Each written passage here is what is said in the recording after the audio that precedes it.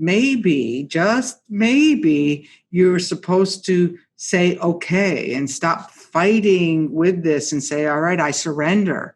I surrender is such an important concept because, and it doesn't mean you're going to get your way every time. I literally thought I was going to get to go up to Whidbey Island this fall and write my next book. And Spirit said, no, no, no, no. You've been training for this time, Renee, like 30 years. And now you think you could just go hide away on an island? No, we need you in the collective right now, showing up. And it seems to be that I'm going to be working with more mental health and addiction issues. And, I'd rather be having the muse and writing the next book and sitting there looking over the passage and ask yourself, what have I been training for? What have I been doing all of this work for? And then when you can do that, then you can even start to show up. And we think that we can be of so much service to everyone else. And yet we're very often, we would treat a patient on the table one way, and then we treat ourselves like, let me get out the whipping cane and beat myself because I'm human. It's just the people who are struggling the hardest right now that I know are some of the people who have made the greatest contributions in the last 20 and 30 years to this collective awakening that we're all part of. And, that's why are they struggling so much? Well, there's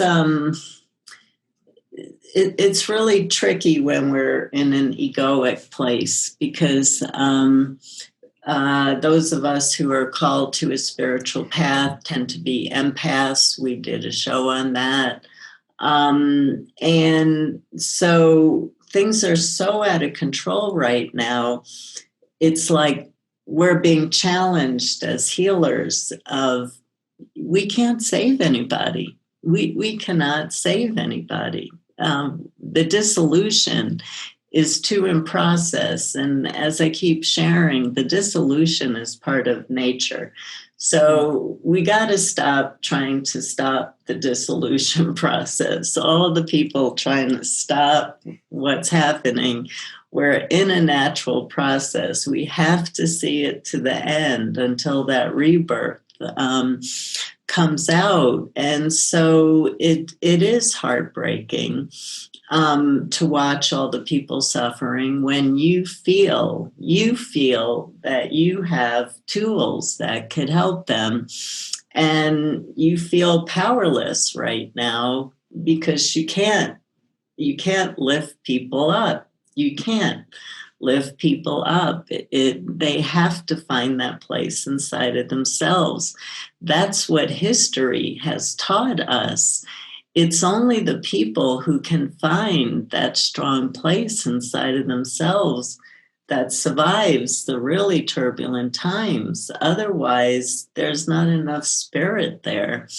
And if there's not enough spirit, the ego, you can't ride the turbulent waves with ego.